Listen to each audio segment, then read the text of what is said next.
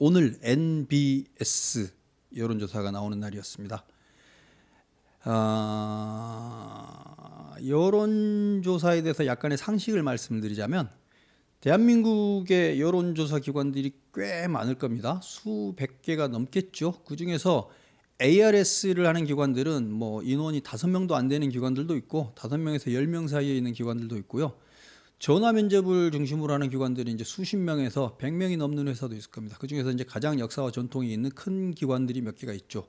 한국 리서치라든지 갤럽이라든지 이런 여론조사 기관들이 있는데 MBS는 그런 이름 있는 유망한 전통적인 여론조사 기관들 여러 개, 4군데가 서로 힘을 합쳐가지고 격주 혹은 매주 저렇게 정치 조사를 하고 있습니다. 제가 보기에는 뭐 사회에 기여하는 측면도 꽤 있는 것 같습니다. 자기들의 인지도 관리도 있겠지만. 그래서 비교적 전화면접 여론조사 중에서 갤럽 여론조사, 매주 금요일날 발표되는 갤럽 여론조사와 더불어서 목요일날 발표하는 MBS 여론조사가 비교적 신뢰할 수 있는 여론조사로 저는 보고 있습니다.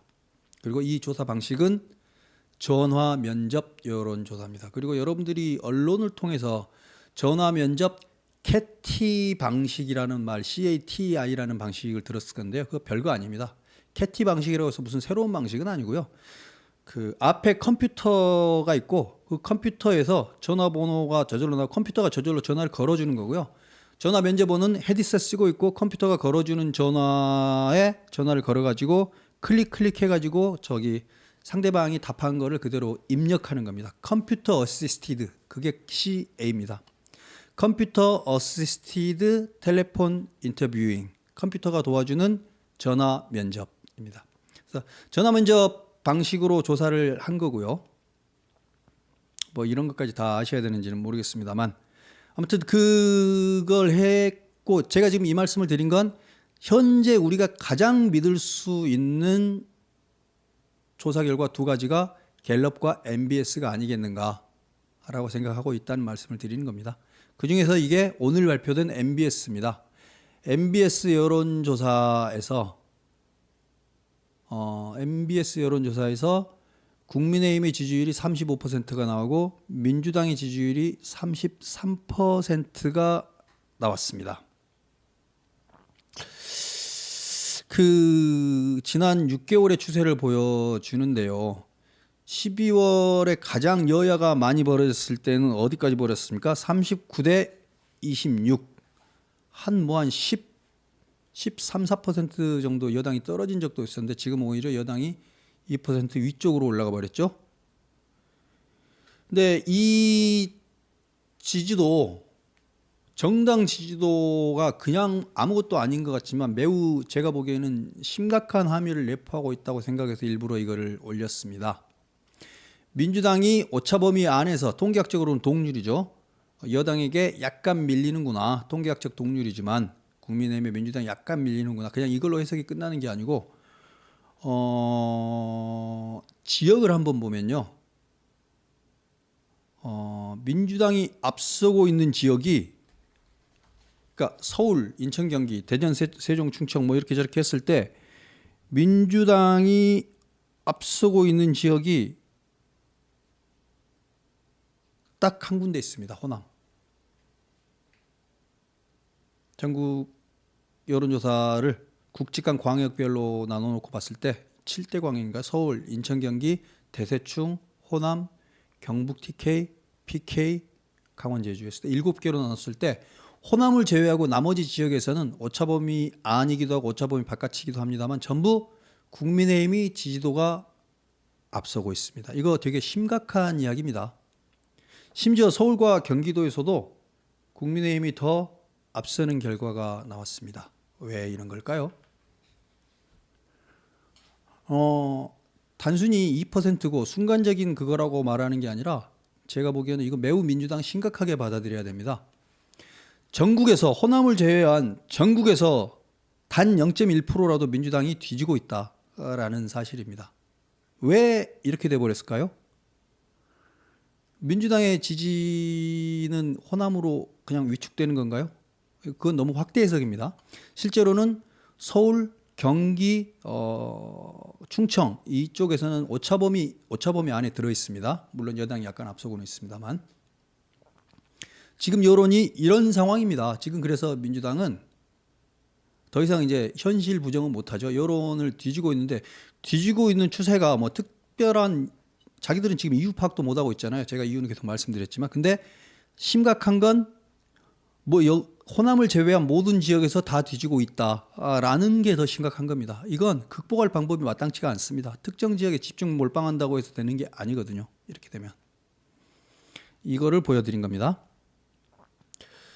그 다음에 이제 여론조사를 여러분들은 이제 숫자를 밖으로 나온 것만 보지만 조금 저는 디테일하게 지표들을 비교를 해보는데 그 중에서 참고할 만한 게 있는 것 같아서요. 그러니까 민주당의 지지도가 33%였잖아요.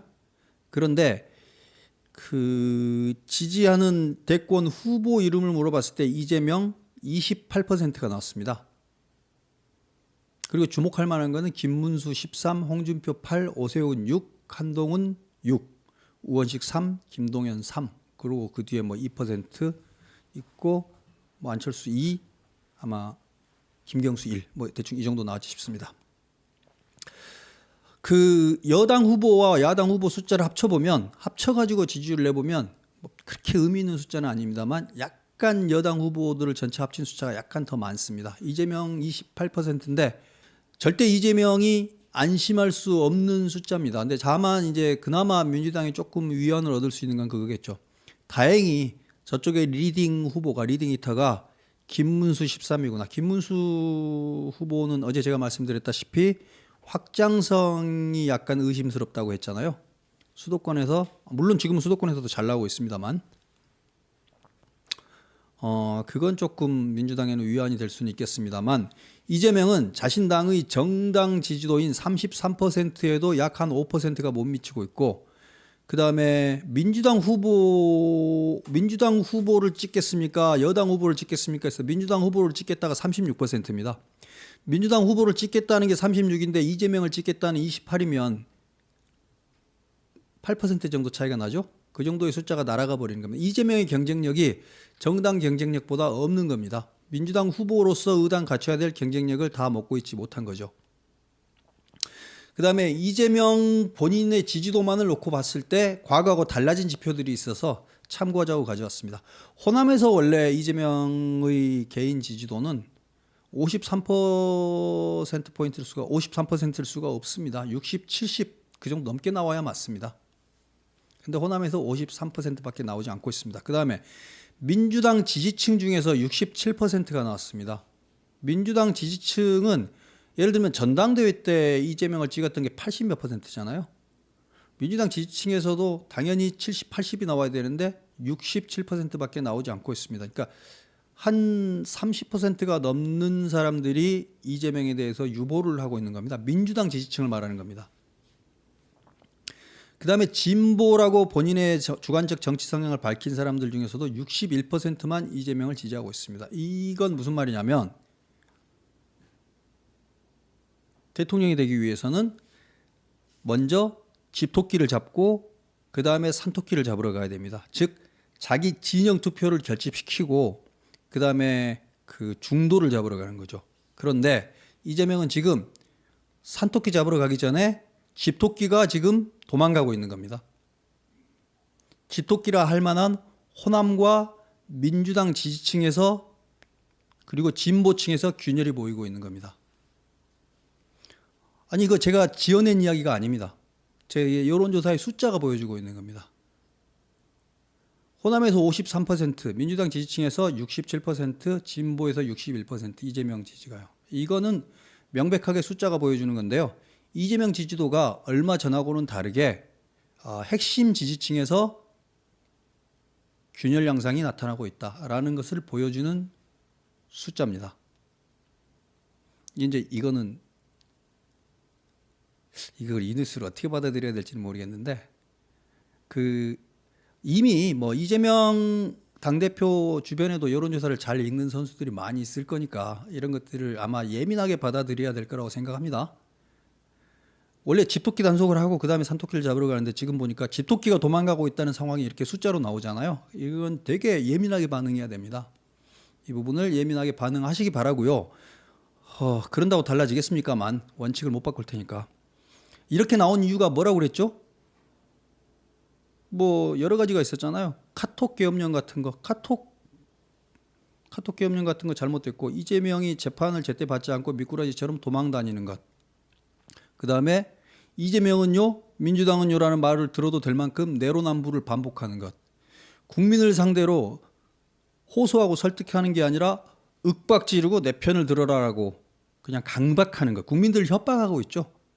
그리고 천합니다. 천박합니다. 하는 말들이, 하는 행태들이 깡패 정치하는 것 같잖아요. 그런 모습들을 반복해서 보여주고 있기 때문에 중도층이 표를 주고 싶은 마음이 안 생깁니다. 윤석열 대통령의 계엄령 선포에 대해서 실망한 중도층들이 꽤 많았을 텐데 그 중도층들을 끌어오기에는 민주당이 전혀 매력적인 옵션으로 보이지 않는 겁니다.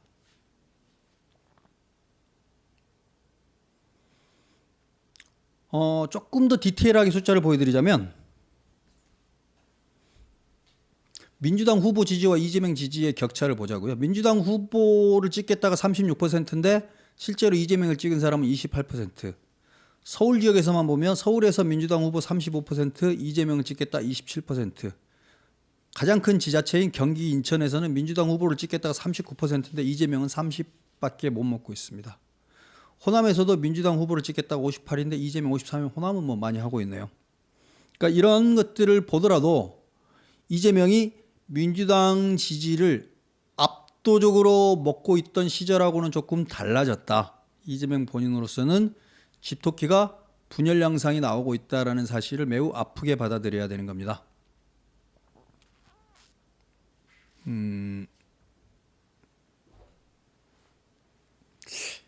아마 제가 이렇게 유튜브에서 열심히 이재명 대표를 때려대고 이재명의 진실에 대해서 전화 백브리핑이 열심히 여러분들한테 말씀드려가지고 그 성과가 나오는 걸까요?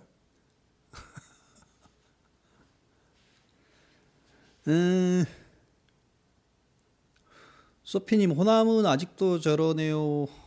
그러게 말입니다. 안타깝습니다. 근데 제가 보기에는 호남에 이제 이거는 이제 여론 말고 현장의 반응들도 올라올 거 아닙니까? 오늘도 현장 반응들, 호남 쪽 현장 반응이라고 어떤 분들이 말씀을 해주시는데 이재명에 대해서 회의를 하고 있는 호남 사람들이 꽤 많다. 계속 속속 특히 여론 주도층을 중심으로 이재명 갖고 되겠나라는 정서들이 계속 강해지고 있다라는 말은 들립니다. 이게 이제 물론 수치로 계속 증명이 돼야죠. 지금 보기에는 제가 보기에는 약 6개월 전, 약 9개월 전, 약 1년 전보다 호남에서 이재명에 대한 지지의 강도는 매우 약화된 게 맞습니다. 여론이라는 게 그런 것 같습니다. 그렇게 강해 보이다가도 균열이 생기고 틈이 생기면 그게 점점 커지고 결국은 또 순식간에 바뀝니다. 들불처럼 타오릅니다. 제가 보기에는 들불의 초입이라는 생각이 듭니다. 그리고 매우 짧은 시간만 필요합니다. 여론이 변하는데 금방 바뀌기도 합니다. 근데 오늘 제가 보여드린 숫자는 그렇게 금방 바뀔 수 있는 균열의 근거들을 제가 봤다고 생각합니다. 여론 이야기를 했습니다.